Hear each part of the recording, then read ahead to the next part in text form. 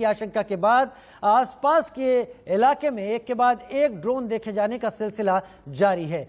इसको लेकर राजधानी दिल्ली में एक हाई लेवल मीटिंग भी हो चुकी है और इस मीटिंग में प्रधानमंत्री और गृह मंत्री के साथ रक्षा मंत्री, एनएसए अजीत डोभाल और गृह राज्य मंत्री भी शामिल हुए। वहीं एयरबेस पर हमले के बाद सुरक्षा बलों ने आसपास के इलाके की जांच शुरू कर दी है। लोगों के घरों में जाकर सुरक्षा के लोग जांच कर रहे हैं और लोगों की डिटेल्स खंगाल रहे हैं।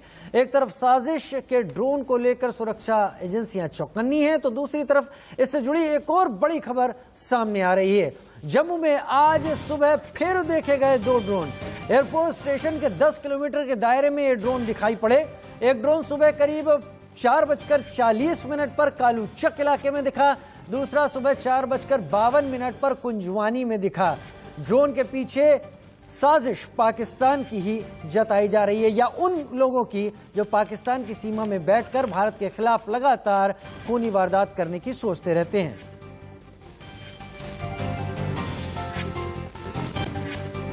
ये आए हैं अंदर, इन्होंने नाम नंबर लिया, अपना फ़ोन नंबर लिया है और चेकिंग कर रहे हैं भाई एयरपोर्ट के अंदर अटैक हुआ है ड्रोन के साथ और पूछताछ कर रहे हैं भाई अच्छी काम कर रहे हैं ये तो करना चाहिए सर।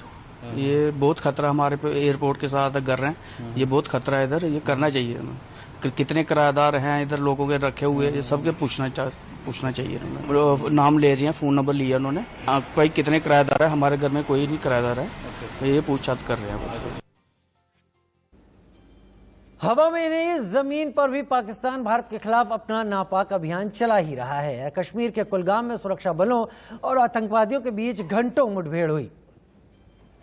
इस मुठभेड़ में सुरक्षा बलों ने 2 टेररिस्ट को मार गिराया। इलाके में सेना का सर्च ऑपरेशन जारी है। एक तरफ पाकिस्तान जमीन से लेकर आसमान तक भारत के खिलाफ साजिश करता है, तो वहीं भारत में पाकिस्तान की हरकतों का भी जोरदार विरोध हो रहा है। भारत में हो रहे आतंकी हमलों के विरोध में डोगरा फ्रंट के लोगों ने प्रदर्शन किया और पाकिस्तान विरोधी नारेबाजी भी की।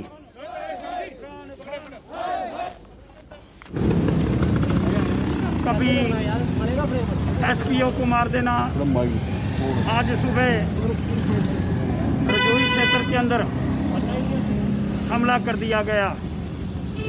4 दिन से लगातार हमले हो रहे हैं और हम पाकिस्तान को उसकी भाषा के अंदर 65-71 की जंग याद करवाने का प्रयास करना होगा। मोदी जी की फोटो लेकर के कह रहा हूँ, श्रीमान मोदी जी आपसे विनम्र प्रार्थना है, ये जो आपने सर्जिकल स्ट्राइक करी थी, बालाकोट करा था, पाकिस्तान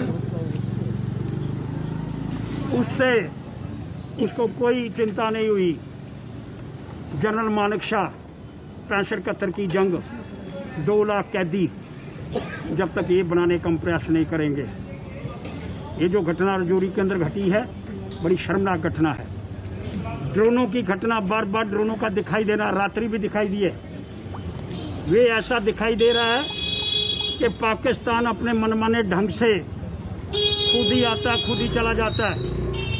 लेकिन पाकिस्तान को नानी याद करवाने के लिए जनरल मानेकशॉ और आज का जो प्रेसिडेंट हमारा सेटअप है रावत जी, काफ़ी ज़्यादा सशक्त हैं। इसलिए मैं मांग करना चाहता हूं, एक हमला करो, 65-71 की जंग याद कराओ। मुझे जवाब चाहिए में हम इन तमाम ड्रोन के भारत की सीमा क्रॉस करके भारत में आकर तमाम एक्टिविटीज करने को गंभीरता से लेने के ऊपर चर्चा करने जा रहे हैं। और ये इसलिए भी खास हो जाती है कि भारत की पश्चिमी सीमा लगातार वोलेटाइल रही है। पाकिस्तान की तरफ से लगातार वहां से सीज फायर का उल्लंघन हुआ है। हालांकि पिछले कई दिनों से बंदूकें जरूर खामोश हैं और दोनों ही सेनाओं के बीच समझौते के तहत खामोश हैं, लेकिन इस बीच में अचानक ये तमाम ड्रोन दिखने शुरू हो गए हैं। क्या माना जाए, क्या समझा जाए, वजह क्या है, हम कितना तैयार हैं? हमारे साथ तमाम खास मेहमान इस वक्त चर्चा के लिए जुड़ रहे हैं। मेरे साथ चारू प्रज्ञा, प्रवक्ता बीजेपी की मेरे साथ जुड़ रही हैं। मेरे साथ मेजर जनरल के सिन्हा साहब जुड़ रहे हैं डिफेंस एक्सपर्ट के तौर पर। मेरे साथ अतुल लोंढे साहब जुड़ रहे हैं जो कि कांग्रेस प्रवक्ता के तौर पर हैं। ग्रुप कैप्टन डीके पांडे साहब भी मेरे साथ जुड़ेंगे और जल्द ही जमीर अली देहतो पाकिस्तान से भी जर्नलिस्ट मेरे साथ जुड़ेंगे। सबसे पहले चारू प्रज्ञा जी, सवाल आपसे बहुत आसान सा मैं पूछूंगा, देश की पश्चिमी सीमा कितनी सुरक्षित है?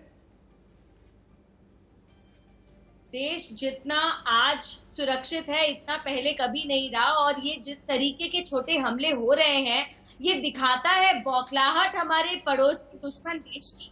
और ये बौखलाहट इसीलिए है क्योंकि इनको समझ में आ रहा है कि हमारे देश में आज जो सरकार है वो इनकी जो पुरानी जिद थी, जो पुरानी हरकतें थी, जो पुराने तौर तरीके थे, उनको कभी भी एक्सेप्ट नहीं करेगा। और अब जब चुनाव होने की बातें शुरू हो गई है वापस से जम्मू एंड कश्मीर में, मोदी जी ने जम्मू एंड कश्मीर के सारे नेताओं को दिल्ली बुलाया, एक बड़ी बैठक हुई। इस बैठक में सब दिल की बातें सुनी गई, समझी गई और वहां जब चीजें आगे बढ़ेंगी तो पाकिस्तान की बौखलाहट और ज्यादा बढ़ती नजर आ रही है। और उनको ऐसा लग रहा है कि जिस तरीके से अभी तक लोगों को भूल करके उनको अपना पॉन बना के अपने सारे इरादे जम्मू एंड कश्मीर में पूरे कर पा रहे थे, वो आने वाले समय में नहीं कर पाएंगे। यानी आपको यही वजह यहां पर लगती है, जो तमाम गतिविधियां शुरू की गई थी एक बार फिर से वापस तमाम चीजों को पटरी पर लाने के लिए, संक्षेप में बताइएगा, क्या यही वजह है कि ये सब एक्टिविटीज शुरू हो गई हैं? जी, मुझे यही वजह लगती है क्योंकि आप देखिए जैसे ही डिलिमिटेशन की बात हुई, जैसे ही आगामी चुनाव की बात हुई, जैसे ही एक छत के नीचे मोदी जी ने उन सारे नेताओं को जोड़ लिया जो कभी भी एक दूसरे से अग्री नहीं करते, एक दूसरे की बातों को मानते समझते नहीं है, लेकिन फिर भी उनको दिल्ली तक बुलाया गया और 3.5 घंटे ये बैठक चली और हर विचारधारा के लोगों को एक जगह बुला लिया गया। तो अब समझ में आता है पाकिस्तान को कि यहाँ पर डेमोक्रेसी, लोकतंत्र वापस एस्टैब्लिश होगा और ऐसा एस्टैब्लिश होगा जैसा इन्होंने पिछले इतने 50 सालों से होने नहीं दिया। तो जैसे जैसे घाटी में स्टेबिलिटी आ रही है वैसे वैसे पाकिस्तान की बौखलाहट बढ़ती जा रही है। पाकिस्तान की बौखलाहट बढ़ती चली जा रही है। चारू प्रज्ञा जी, प्रवक्ता बीजेपी का कहना है। अतुल लोंढे साहब भी मेरे साथ इस वक्त जुड़े हैं, प्रवक्ता कांग्रेस के तौर पर मेरे साथ जुड़े हैं। अतुल लोंढे साहब, क्या इत्तेफाक रखते हैं आप चारू प्रज्ञा जी की बात के साथ?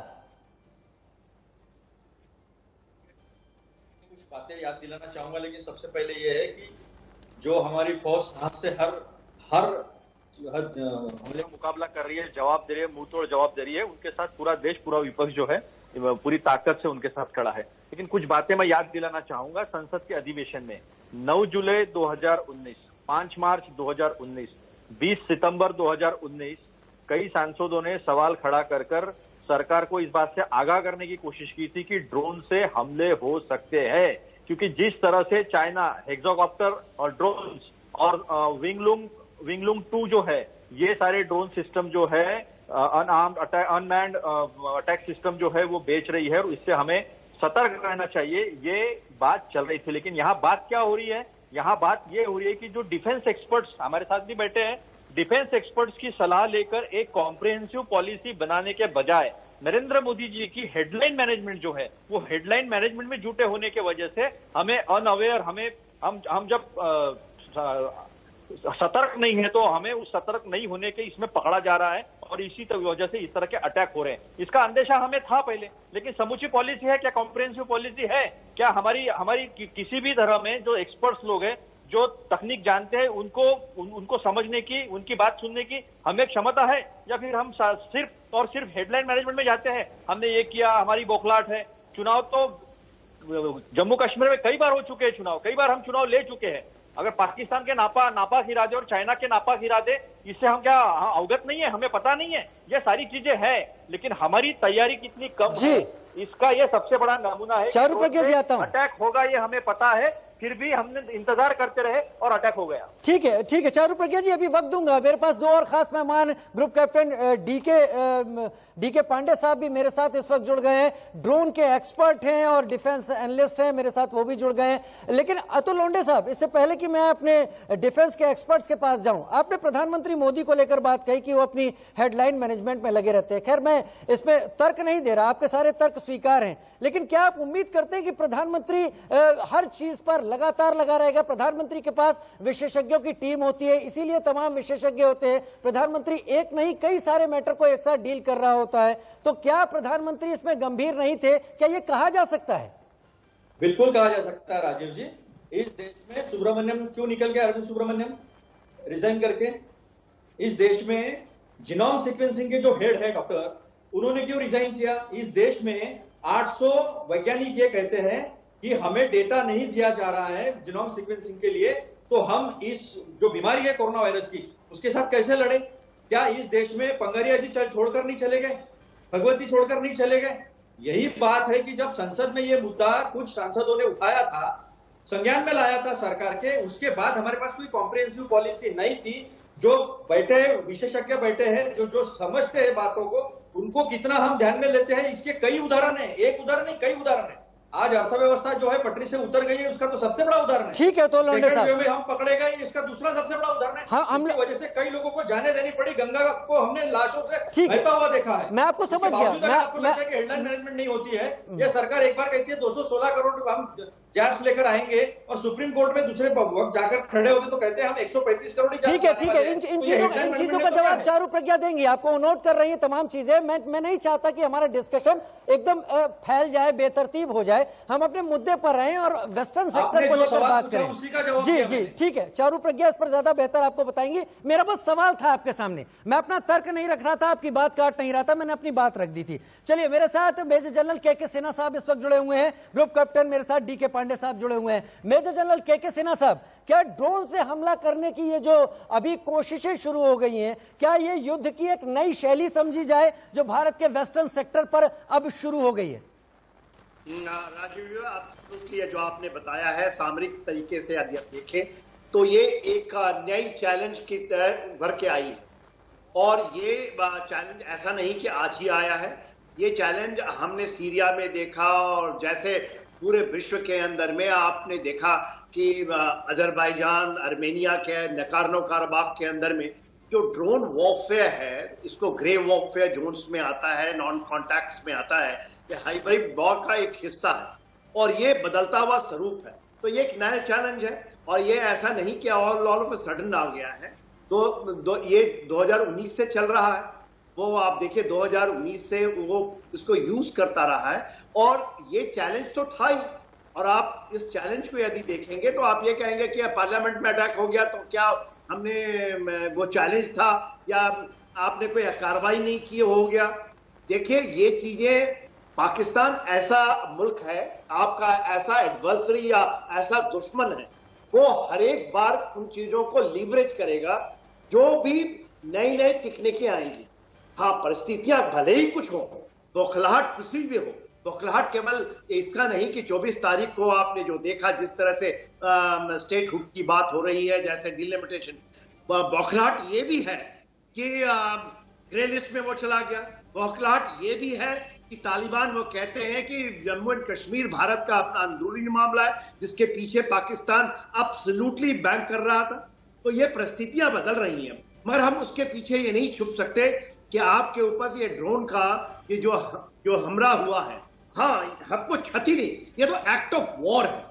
ये आपके स्ट्रेटेजिक टारगेट को हिट करता है, चाहे वो डैमेज हुआ ना हुआ हो आपके मिलिट्री स्टेशंस में। और ये मानना कि केवल आतंकवादियों ने ये किया है, ये बहुत बड़ी बेईमानी होगी। ये एब्सोल्युटली एक्ट ऑफ वॉर है, और इसका आपका दो है, प्यूनिटिव मेथड है जिसमें काउंटर ड्रोन एक्शंस है। हाँ, उसमें थोड़ा हम पीछे रह गए, मेरा भी यह मानना है। दूसरी चीज है वो होती है, क्योंकि आपने देखा होगा 15 जनवरी इसी साल का जो आर्मी डे था, उस समय भी कितने सारे ड्रोन्स का आपने परीक्षण किया, आपने अपनी कैपेबिलिटी को दिखाया, उसको जमीन पे हमने नहीं लगाई है। आज शायद मेरे ख्याल से हमने अपने यूएवी को भी लगाया है, जिसके अंदर में सारे सर्चर मार्क 1, सर्चर मार्क 2, ये आपको पता होगा। इसके बाद हमारे जो इजराइल के ये है यूएवी, वो भी लगे हैं, हैप्टर्स भी कर रहे हैं। दूसरा, प्यूनिटिव एक्शंस भी हो रहा है, जैमिंग की कार्रवाई हो रही है, ये होनी चाहिए थी जी। तो थोड़ा पीछे, मगर ये वॉरफेयर सामरिक दृष्टि में होता है, ये थ्रेट आई है। पर हाँ, उसका एक और दूसरा रूप है, एक सेकंड और लूंगा राजीव जी, जो कि एक ऑफेंसिव रूप है। तो शायद मेरे अनुसार वो अनफोल्ड होगी, शायद हमें थोड़ा सा वक्त और लगे, और मैं वो मानता हूं क्योंकि वो डेटरेंस पैदा करेगा, तो वो बहुत इंपॉर्टेंट रोल होगा। और वैसे कहते भी हैं मेजर जनरल के सिन्हा कि ऑफेंस इज बेस्ट डिफेंस। हमें शायद उस एक्शन की तरफ सोचना होगा। ग्रुप कैप्टन डीके पांडे साहब, क्या हम इस प्यूनिटिव एक्शन जिसकी बात मेजर जनरल के सिन्हा कह रहे थे उसमें हम देर हो गई हमको, और क्या सुरक्षा एजेंसियों के लिए ये एक सबक जहां पर ड्रोन का इस्तेमाल बाकायदा अटैक को अंजाम देने में किया गया हो, हालांकि उसमें कैजुअलिटी भले ना हुई हो, लेकिन एक बड़ा इशारा तो है, बड़ा इशारा हो सकता है क्या शायद किसी बड़े चीज को अंजाम देने के लिए ये एक छोटी कोशिश थी? ये बिल्कुल सही कह रहे हैं आप लोग।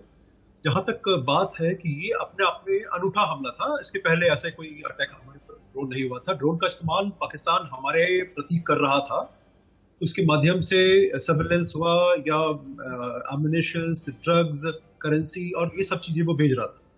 लेकिन पहली बार ये देखा गया कि इन्होंने हमारे पर एक्सप्लोजिव भेजे और ये ट्रायल का ड्रोन अटैक था, क्योंकि जो इसके अंदर जो लोड एक्सप्लोजिव था केवल मात्र 2 किलो का था।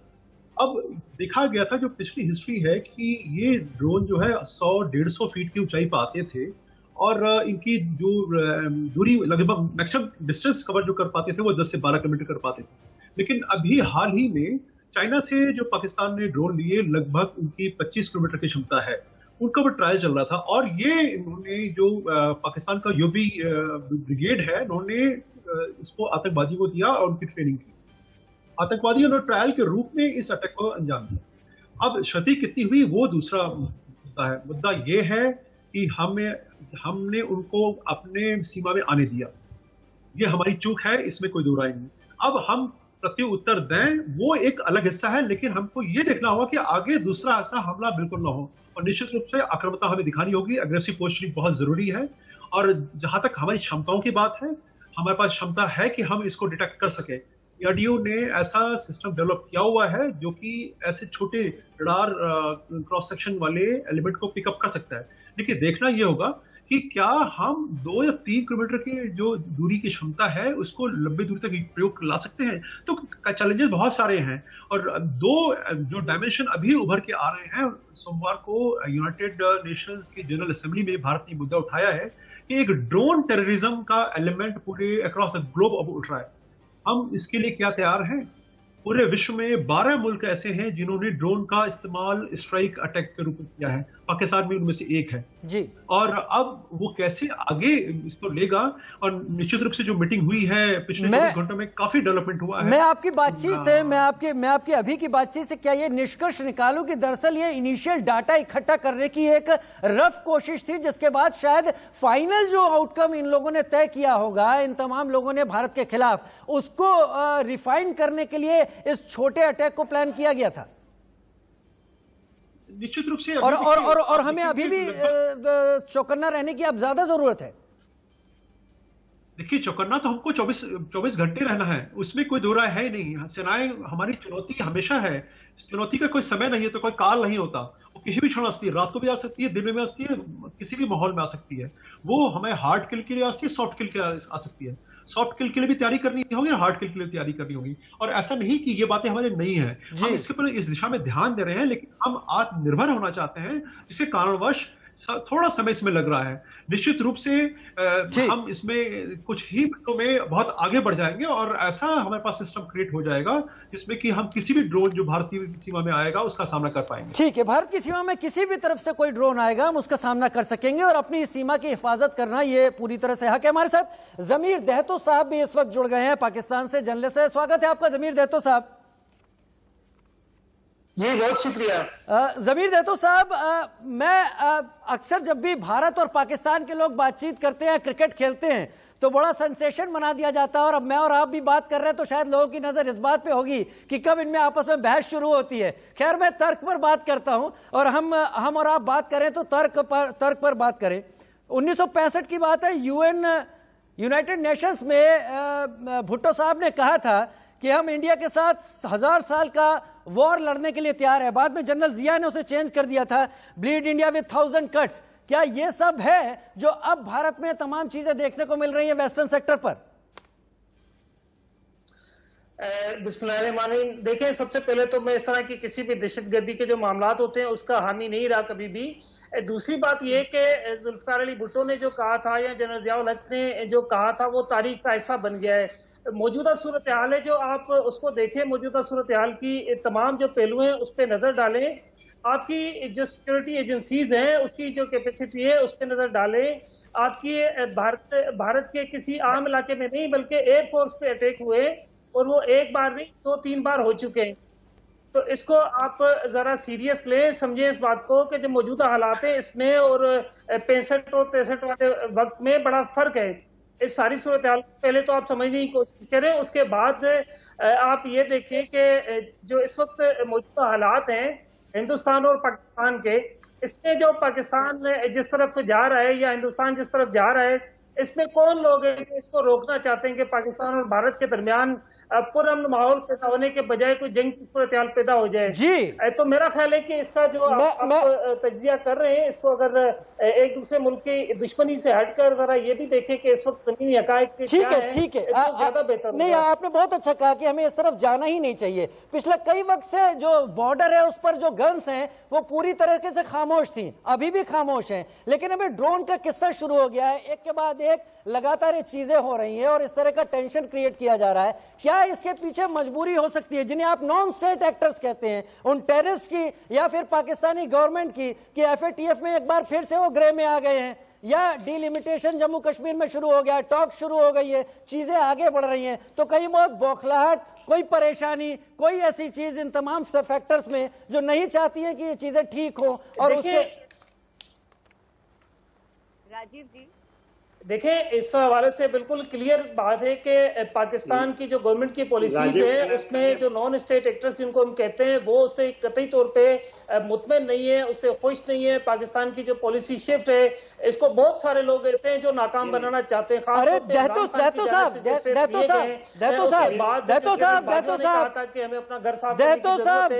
एक चीज, अरे दहतो साहब सुनिए तो, जमीर भाई ड्रोन रास्ते पर नहीं बनते, ड्रोन रास्ते पर नहीं बना करते हैं, अटैकिंग ड्रोन रास्ते पर नहीं बनते। राजीव ठीक है बोले राजू जी के सिन्हा साहब। जी हाँ, देखिए आपने जमीर साहब का बात रख लिया, उन्होंने एक नैरेटिव पैदा कर दी। जी ये पूछे कि पाकिस्तान के अंदर से ये आवाजें आ रही हैं और ये रिपोर्ट्स हैं। वहां के जो अमजद अयूब साहब हैं उन्होंने खुलासा किया है कि DGM और DGMI की बैठक हुई थी 23 तारीख को इसी महीने की, और उसमें 10 डिव 19 डिव और मंगला का जो AD ब्रिगेड है उनको ये दिया गया कि ये पूरे के पूरे जो ड्रोन का कार्रवाइयां होंगी, ये ड्रोन का जो ऑफेंसिव यूज है इसको क्लियरेंस मिला है GHQ से। और ये जो जमीर साहब कह रहे हैं कि हमने इनके कहने पे और हमने एक चांस दिया। तब सुने मेरे भाई जमीर साहब, सुन लीजिए, जो आप डिस्कशन करने आते हैं तो तथ्यों को पढ़ के आइए और रिसर्च करके आए। जो मैं बता रहा हूं, जो 10 डिव और 19 डिव और जो मंगला में AD ब्रिगेड है जो उसको क्लियरेंस मिली है आपको, उसके बाद ये जो कार्रवाइयां हुई हैं ये एक एक्ट ऑफ वॉर है और इसको हमने इसका संज्ञान लिया है। इसका रिट्रीब्यूशन आपको मिलेगा और रिट्रीब्यूशन ऐसा नहीं, हमें कहां हम करेंगे, कैसे करेंगे, आपने सुना ये टीवी चैनल पे ऊपर डिबेट करके नहीं होता है। एग्जैक्टली डिबेट करके नहीं होती हैं चीजें, ये चीजें एडवर्टाइज करके नहीं होती हैं, लेकिन जो तमाम चीजें निकलती हैं, यहां पर एक बात बहुत ध्यान रखने की जरूरत है कि भारत की तमाम देशों के साथ बॉर्डर है, लेकिन केवल वेस्टर्न सेक्टर ही इतना ज्यादा डिस्टर्बिंग क्यों रहता है? इसके बावजूद कि हमारे बीच में सीज फायर है, गोलियां नहीं चल रही, लेकिन शुरुआत कर दी गई है। क्या इस सीज फायर के पीछे इन तमाम एक्टिविटीज को बढ़ावा देने की तमाम कोशिशें की जाती रही? एक छोटा सा ब्रेक ले रहा हूं, लौट के आऊंगा और जल्द इस चर्चा को वापस जारी करता हूं। हम लगातार चर्चा कर रहे हैं जम्मू कश्मीर में और आसपास के इलाकों में लगातार ड्रोन से हो रही उन हरकतों की, उन एक्टिविटीज की जो बॉर्डर पार से लगातार जारी है। इनके पीछे कौन है और आखिर क्यों डिफेंस इंस्टॉलेशन को हमला कर या निशाना बनाकर जताने की कोशिश है? क्या किसी बड़ी तैयारी का रिहर्सल है ये? तमाम हमारे साथ खास मेहमान इस वक्त जुड़े हुए हैं। मेरे साथ चारू प्रज्ञा BJP से जुड़ी हुई है, मेरे साथ अतुल लोंडे कांग्रेस से, ग्रुप कैप्टन DK पांडे साहब, मेजर जनरल KK सिन्हा साहब और मेरे साथ जमीर अली देहतो साहब पाकिस्तान से जुड़े हुए हैं और हम लगातार इसी बात पर चर्चा भी कर रहे हैं, समझने की कोशिश भी कर रहे हैं। मैं आपको पूरा वक्त दूंगा। जमीर अली देतो साहब, आपसे ही सीधे सवाल कर लेना चाहता हूं। जो ड्रोन्स होते हैं, जो तमाम ड्रोन्स दिखाई पड़ रहे हैं, पिछले कुछ दिनों में चाइना से तमाम ड्रोन्स पाकिस्तान को हासिल हुए हैं, ये छुपा नहीं है और इसको छुपाने की कोशिश कहीं की भी नहीं गई, ये सबके सामने है। लेकिन ये तमाम चीजें सड़क पर नहीं बनती हैं। ड्रोन्स में एवियोनिक्स शामिल होती है, प्रिसीजन शामिल होता है। ये मामूली टेररिस्ट अंजाम नहीं दे पाएगा जब तक इसके पीछे एक बड़ा पूरा का पूरा सपोर्ट नहीं होगा। क्या आप इस बात को एनालिसिस के इस एंगल से देखते हैं? देखिए, मैं इस बात को इस एंगल से बिल्कुल देखता हूं, लेकिन मैं अगर आपको कहूंगा तो फिर आपको बुरा लगेगा। नहीं, हमने पिछले दिनों में देखा था कि भारत सुनने की के लिए बैठा हूं में हमें यूरेनियम तक जो है ना वो बिकता हुआ नजर आ रहा था। उसके बाद हमने देखा जमीर भाई, जो चीजें जमीर भाई कहाँ दिखाई दी। जमीर भाई, किस जगह की इंफॉर्मेशन है आपके पास? उनके हाथ ड्रोन लग गए। अब मेरी बात पूरी सुन ले। नहीं, आपने कहा यूरेनियम कहाँ बिक रहा था? पूरा देखा है कि आपने एक मिनट जमीर भाई आवाज साफ नहीं आई। यूरेनियम कहाँ बिक रहा था? पे नहीं हो रहे, बल्कि सीधे सीधे आपके एयर बेसिस पे हो रहे हैं। जमीर भाई, यूरेनियम कहाँ बिक रहा था, बता नहीं रहे दहशतगर्दों ने। तो उसके बाद आपको फौरी तौर पे कोई इसके खिलाफ जो है वो काम करना चाहिए था। इसके दिफा के हवाले से कोई चीजें सिक्योरिटी मेजर्स लेने चाहिए थे, जो कि नहीं लिए गए। इस वक्त अगर आप देखें कि आपके एयर बेसिस पे अगर दहशतगर्द इतनी आसानी से डायरेक्ट ड्रोन हमले कर सकते हैं, तो भारत की जो सिक्योरिटी सूरत हाल है वो क्या होगी? अब आप इस सारी सूरत हाल को मैं दे रहा हूं, मौका दे रहा हूं जी, पाकिस्तान के साथ भी रखें, लेकिन आप इसके साथ ये देखिए कि भारत के अंदर ठीक है। चारों पे क्या, एक मिनट जमीर साहब कागज पढ़ के नहीं बोलना है। जमीर साहब रुकिए, आपकी बात को सामने भी रखना है। जमीर साहब, चारों प्रज्ञा जमीर अली देतो का कहना है कि आपकी सिक्योरिटी कमजोर है, टेररिस्ट वही हमला कर रहे हैं। स्कूल में रीडिंग ऐसे खत्म हो गया हो तो आप मुझे बोलने दीजिए। देखिए, मुझे ना पाकिस्तानी लोगों की बातें सुनकर कभी कभी समझ में नहीं आता। मुझे हंसी आनी चाहिए, उन पर दया आनी चाहिए या गुस्सा आना चाहिए। ये वो देश है जिसके पास अपनी जनता को खाना खिलाने के लिए गेहूं खरीदने के पैसे नहीं है, गेहूं खरीदने के पैसे नहीं है। लेकिन ये सरकार वो है जो टॉप क्लास इक्विपमेंट खरीद सकती है सिर्फ जम्मू एंड कश्मीर में दंगा फैलाने के लिए, जम्मू एंड कश्मीर में लोगों को मारने के लिए या वहां पे सर्वेलेंस करने के लिए। तो पहले तो ये वो देश है जिसकी प्रायोरिटीज ही गलत है। और दूसरी बात ऐसी है कि ये ड्रोन्स तो खरीद सकते हैं, ड्रोन्स को भेज सकते हैं, लेकिन क्या ये भूल गए पुलवामा के बाद क्या हुआ था?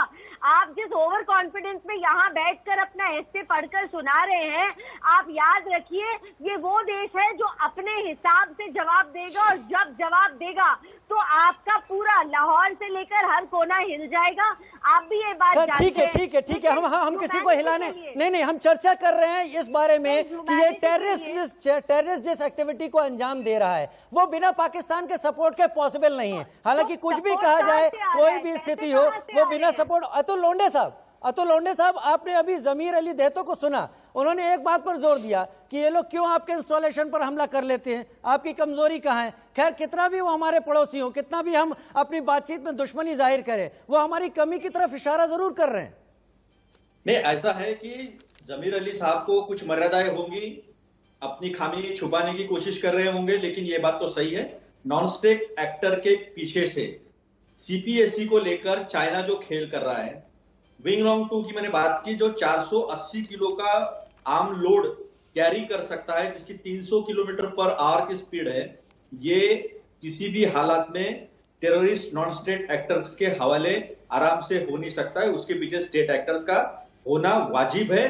सीपीएससी को बचाने के लिए जो हमारी भूमि है मध्यतो जी, वो भूमि आपने बिना पूछे चाइना को दी है, और सीपीएससी के तहत जो उनको कंट्रोल चाहिए वेस्टर्न बॉर्डर्स पर, उस कंट्रोल के लिए सारा चल रहा है। ये हमारा सीधा आरोप है।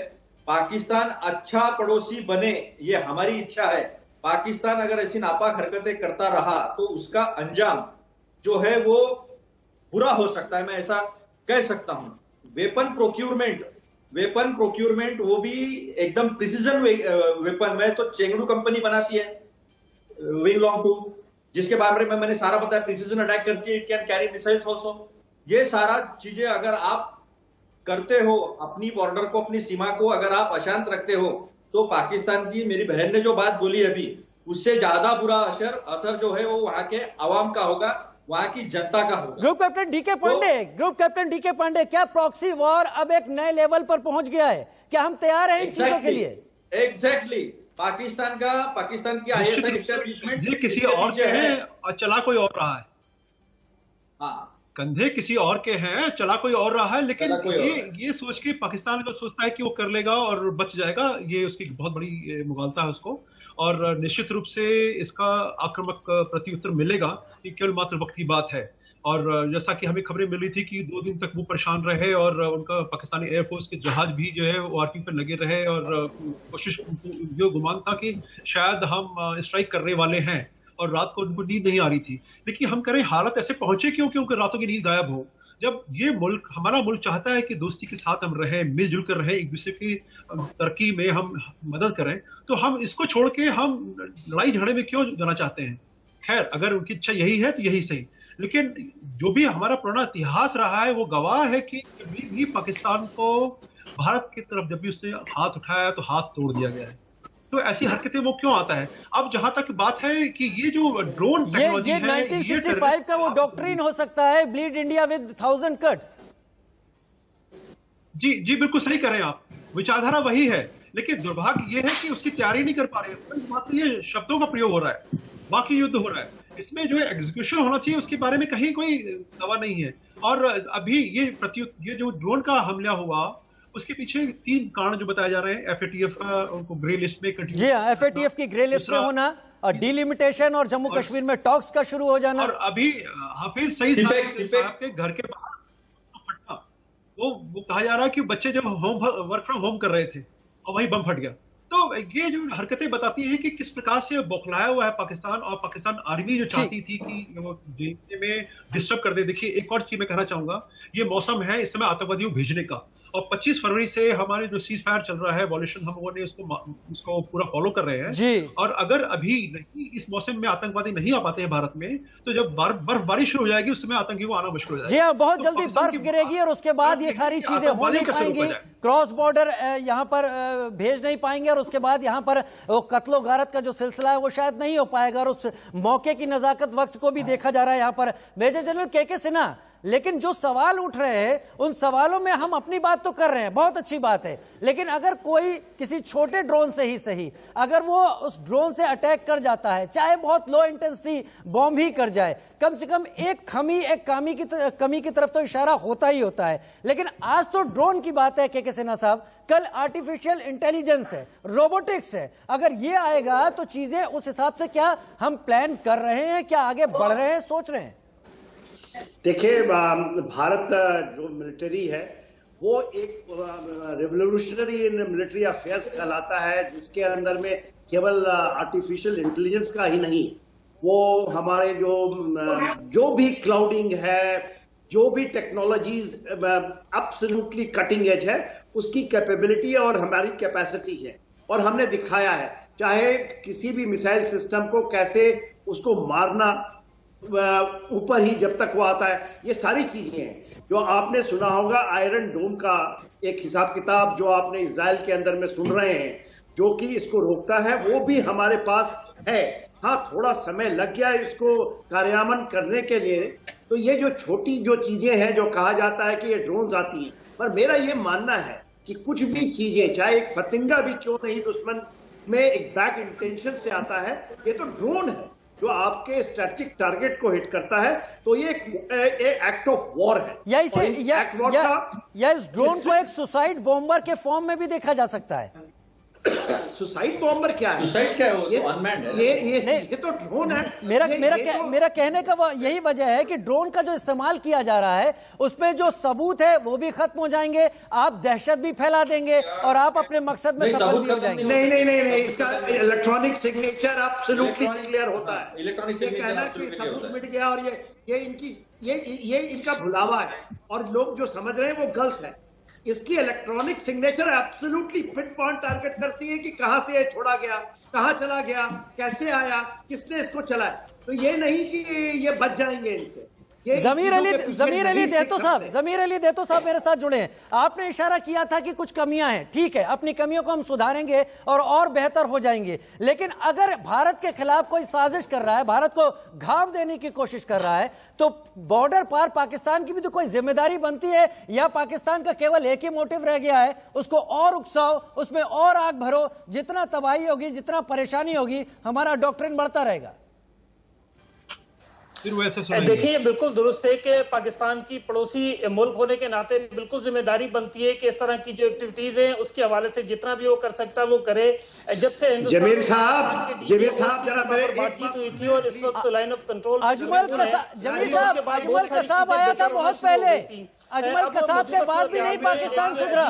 वेव आई है जिससे ड्रोन के जरिए इंडियन इंस्टॉलेशन को निशाना बनाया जा रहा है। उसके बाद हमने देखा कुछ जमीर साहब वन वे ऑडियो नहीं है, टू वे ऑडियो है। भारत में बेहतर दहशतगर्दी की या दहशतगर्दों की सपोर्ट की जाने से एक नई कोशिश की जा रही है कि दोनों मुल्कों के दरमियान इस वक्त जो पुरफदा माहौल पैदा हुआ है उसको बताइए, जो आपके है ना आईएसआईएम आर्मी। देखा होगा कि पहली बार मैं आपसे गुफ्तगू करना चाहता हूं जमीर साहब, उन्होंने बहुत सारी चीजों की निशानदेही की थी। ठीक है, के सिन्हा साहब, मुझे लग रहा है देतो साहब ने एक पेपर रखा हुआ है और हर पेपर बदल के हर सवाल के जवाब में पेपर को खोल रहे हैं। मैं चाहूंगा के सिन्हा साहब की बात उठाई जाए अभी। के सिन्हा साहब बोले। देखिए जमीर साहब, आपके आतंकवादी, आपके आर्मी के लोग 2 जगह गए थे।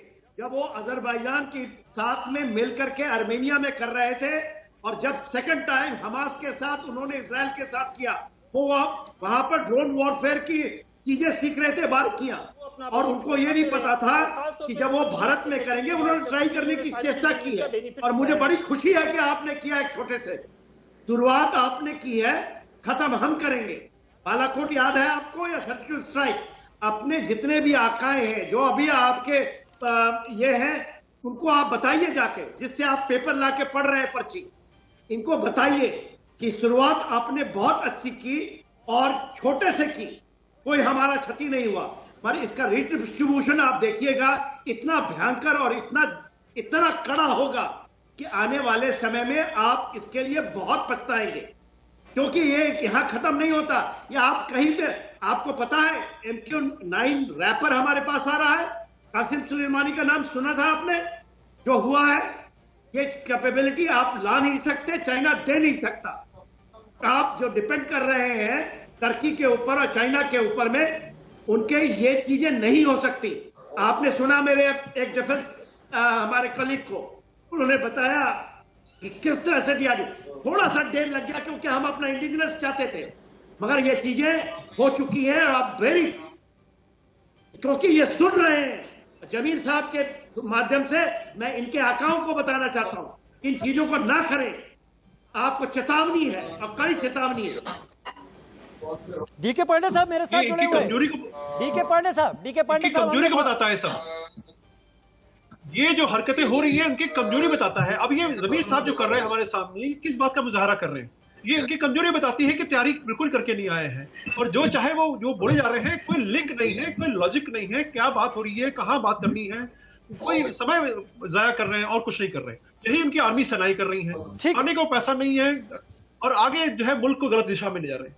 मैं आपसे ये पूछना चाहता हूं डीके पांडे साहब आपसे, क्योंकि मैं उम्मीद करता हूं कि पाकिस्तान या वहां के जो टेररिस्ट हैं वो जो भी हरकतें कर रहे हैं वो कुछ नया करने की कोशिश कर रहे हैं, सरप्राइज एलिमेंट डाल रहे हैं। इस सरप्राइज एलिमेंट को काटने के लिए भारत को स्टेप बाय स्टेप किस तरह से सिक्योर करना होगा? क्या पाकिस्तान को अलग थलग करना बहुत जरूरी आ गया है?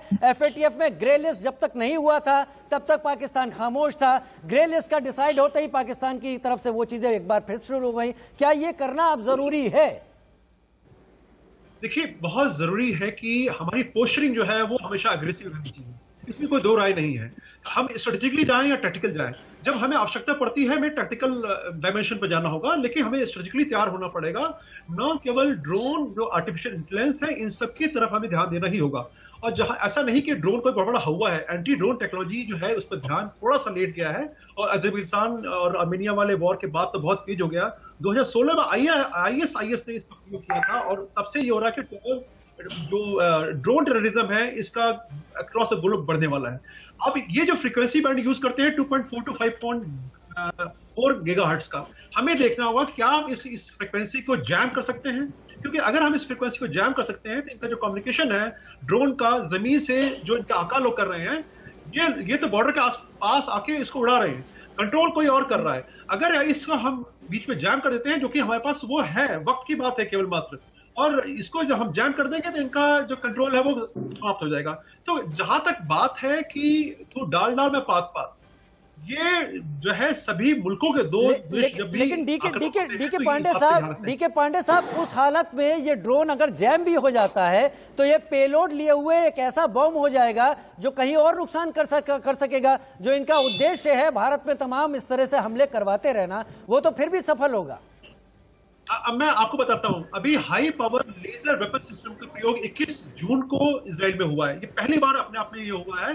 इसके अलावा ड्रोन टू ड्रोन डिफेंस एक नया कॉन्सेप्ट है कि ड्रोन की मदद से ही ड्रोन को धराशायी करना, एक कॉन्सेप्ट भी आ रहा है। तो ऐसा नहीं कि सब हाथ पर हाथ धरे बैठे हुए हैं, और बहुत तरीके हैं। मैं तो बात कर रहा था सॉफ्ट किल की, कि हम चाहते थे कि बिना किसी प्रकार को अपने आप को कोई नुकसान पहुंचाए हम अपनी ही भूमि से इनके सिस्टम को भेज दें, जिसको कहा जाता है सॉफ्ट किल। ठीक है, मैं आपकी बातों से समझ गया। काउंटर ड्रोन पॉलिसी की आप बात कर रहे हैं, ये जो तमाम सबक होते हैं, सबक बेहतर करने में मदद करते हैं। अतुल लोंढे साहब, काउंटर ड्रोन पॉलिसी की जरूरत बहुत पहले से हम महसूस कर रहे थे। चलिए हमारी आपसी बातें अलग है, लेकिन चलिए मैं आऊंगा आपके पास। इस वक्त एनएसजी के डीजी पहुंच गए हैं, जम्मू एयरफोर्स बेस पर इस वक्त पहुंच गए हैं, जहां पर उन 2 ड्रोन्स के जरिए वो हमला अंजाम दिया गया था, जिसके बाद तमाम और ड्रोन्स भी, कालूचक की बात हो, हीरानगर सेक्टर हो या फिर सुंदरबनी का इलाका हो, वहां पर भी देखे गए हैं। लेकिन अभी फिलहाल जांच के लिए यहां पर ये तमाम लोग इन्वेस्टिगेशंस के लिए पहुंच गए हैं। जो सिग्नेचर्स की बात कर रहे थे ट्रेस करने की, वो सिग्नेचर जरूर तलाशने की कोशिश की जाएगी और शायद इंटरनेशनली फिर उन चीजों को सामने भी रखा जाएगा। लेकिन अतुल लोंढे साहब, मैं आपसे बात कर रहा था, हमें काउंटर ड्रोन पॉलिसी की जरूरत है नहीं, काफी पहले थी। अगर हो तो अब उसकी क्या स्थिति, किस हालत में, किस स्थिति में तैयार हो कि कम से कम ये चीजें और फ्यूचर में अगर कोई अनजानी चीज आती है तो उसे भी काउंटर किया जा सके। नहीं, आप तीनों का बहुत बहुत शुक्रिया, पांडे जी का शुक्रिया, दोनों रक्षा विशेषज्ञों का, और आपका भी शुक्रिया। जिस बात से मैंने शुरू किया था, जिस बात से कांग्रेस ने शुरू किया था, उसी बात पर हम लोग आकर ज़ीरोइन हुए हैं कि जब हमें अंदेशा था इस चीज का, आर्मेनिया में, लीबिया में इसका इस्तेमाल हुआ, हमने सब जगह देखा है, सुलेमान को कैसे मारा गया, हमने सब देखा है। और जब सांसदों ने संसद में सबसे बड़े हाउस में इसे उठाया था, उसके बाद ही ये पॉलिसी आ जानी चाहिए थी, क्योंकि हमें, पाकिस्तान छोटा सा देश है, हमें चाइना की बॉर्डर पे 2 लाख हमारे फौजी खड़े हैं। आज एक पेपर ने, न्यूज़पेपर ने ये खबर दी है, वहां पर कितने टेंशन है। हमें, हमारा कोई अगर शत्रु होगा, जॉर्ज फर्नांडिस साहब ने कहा था, तो वो चाइना है। तो हमें कितना आगे रहना चाहिए, कितनी कॉम्प्रिहेंसिव पॉलिसी चाहिए, ये पॉलिसी कौन देगा? तो यहाँ बैठे हुए रक्षा विशेषज्ञ जो है वो पॉलिसी देंगे, ना कि इवेंट मैनेजमेंट में हमें जाना है। तो हमें 2 कदम चाइना और 10 कदम पाकिस्तान से आगे रहना पड़ेगा, तभी हम लोग जो है इनको सही करारा जवाब दे पाएंगे। नहीं तो फिर ये सारी कही सुनी बातें, बादलों के ऊपर से गए, यहाँ से गए, वहां से गए, ये इवेंट मैनेजमेंट नहीं चलेगा। पूरा देश, चारू प्रज्ञा जी जो सवाल अतुल लोंढे साहब उठा रहे हैं, देश की सुरक्षा के लिए पूरा देश, पूरा विपक्ष, अतुल लोंढे साहब जो सवाल उठा रहे हैं, मैं उसमें छोटी सी चीज ऐड करूंगा। पिछले साल जून में कठुआ में बीएसएफ ने एक ड्रोन को मार गिराया था। वो ड्रोन करीब 18 किलो का था, 5 किलो का पेलोड था, इस पे ग्रेनेड थे, कार्बाइन भी थी और थोड़ा बहुत गोला बारूद भी था। हमें शायद तब समझना चाहिए था कि ये शुरुआती टेस्टिंग हो रही है बॉर्डर के उस पार से, इसके बाद कुछ और भी किया जा सकता है, तो कहीं बहुत हमें भी स्ट्रिक्ट होना था।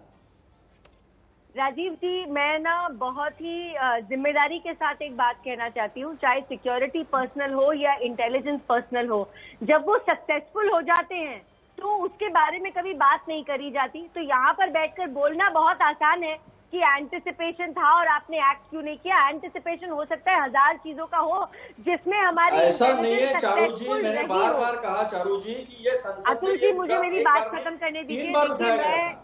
मैं डिबेट में किसी के बीच में नहीं बोलती, मैं आपके बीच में भी नहीं बोली हूँ, लेकिन मैं अपनी बात पूरा करना चाह रही हूँ। तो जितनी भी बार इंटरसेप्ट हो जाती हैं ऐसी चीजें, उस बारे में कभी डिस्कशन नहीं होते। डिस्कशन तब होता है कि 100 में से 1 या 1000 में से 1 बार जब कोई चीज गलत हो जाती है, उस बारे में हम डिस्कस कर पाते हैं। हाँ, ये बात जरूर है कि हर फील्ड में टेक्नोलॉजी बहुत फास्ट एडवांसिंग है और क्राइम की और टेररिज्म की दुनिया में भी टेक्नोलॉजी बहुत फास्ट एडवांसिंग हो गई है और इसका जवाब हमारा देश भी इतने ही फास्ट एडवांसिंग टेक्नोलॉजी के साथ देगा, इसका मुझे पूरा पूरा विश्वास है हमारे रक्षा मंत्री पे, हमारे प्रधानमंत्री पे।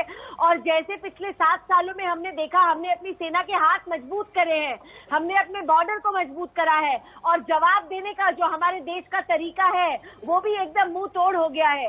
इस बार भी मुझे बिल्कुल भी डाउट नहीं है, इसी तरीके से जवाब दिया जाएगा। के सिन्हा साहब, आखिरी कमेंट आपसे लेना चाहता हूं। पाकिस्तान स्पॉन्सर्ड टेररिज्म जिसकी हम लगातार बात करते हैं और परेशान भी रहते हैं एज ए कंट्री, देश के तौर पर भी, इससे निपटने के लिए अब क्या होना चाहिए ऐसा जिसपे एक्टिविटी ना हो, उससे पहले ही खामोश हो जाए और हम इस बहस में ना उलझे कि तुमने ये किया, इधर से ये हुआ, उधर से हुआ, उसको पहले ही खत्म किया जाए? देखिए राजीव जी, इसका एक ही तरीका है, एक ही काट है, एक ही गुरु मंत्र कह लीजिए और वही आप करेंगे तभी होता है। ये पूरे विश्व में ही है जो उसको कहते हैं policy of deterrence, strategy of deterrence. Deterrence ये होता है कि अपनी कैपेबिलिटी, हमारी कैपेबिलिटी है, हमारी कैपेसिटी है, उसको आप रिट्रीब्यूट करें, ना कि डिफेंसिव माइंडसेट से एक प्रोएक्टिव ऑपरेशंस में। देखिए जो पाकिस्तान, हमें पता था, ये हमें यानी 3 महीने पहले ही पता लगा था कि पूरा का पूरा जो ये बॉर्डर से लेकर के पूरे LOC के आगे तक इन्होंने पूरा ये बना रखा है, अपना एक नेटवर्किंग किया है चाइनीज की तरफ से, रडार सिस्टम लगाए हैं। सीज़फायर इसीलिए हुआ था क्या के सिन्हा साहब? जी हाँ जी, वहीं से ये लॉन्च हुआ है और हम उसको ये नहीं छिपा सकते हैं। ठीक है, इसमें टेररिस्ट लोग उसके पीछे छिपता है, बस इसका जो रिलेटिव डिस्ट्रीब्यूशन है वो एक ऑफेंसिव ही है, एक ऑफेंसिव। डिफेंस तो सब लेते हैं, हम कर रहे हैं, कार्रवाई करेंगे, हम उसको नहीं भेजने देंगे, ये हमें करेंगे, मगर वो नहीं है जिस तरह से इजराइल करता है। इजराइल भले ही आयरन डोम बनाया है मगर मारता है वो जा करके उन हमासों को। एकदम सही कह रहे हैं आप, ऑफेंस इज बेस्ट डिफेंस। और ऑफेंस जब सामने होता है तो शायद किसी तरह की कोई कारगुजारी करने की किसी की हिम्मत नहीं होती। बहुत शुक्रिया आप सभी का हमारे साथ जुड़ने और अपना अपना पॉइंट ऑफ व्यू हमारे सामने रखने के लिए। हम चर्चा कर रहे थे जिस तरह से ड्रोन लगातार दिख रहे हैं सीमा पार बॉर्डर पर, क्या किसी बड़ी साजिश की ये तैयारी की कोशिश का हिस्सा है या फिर अब भारत पुख्ता जवाब, माकूल जवाब देने की तैयारी में आ गया है? एक छोटा सा ब्रेक, जल्द हाजिर होते हैं।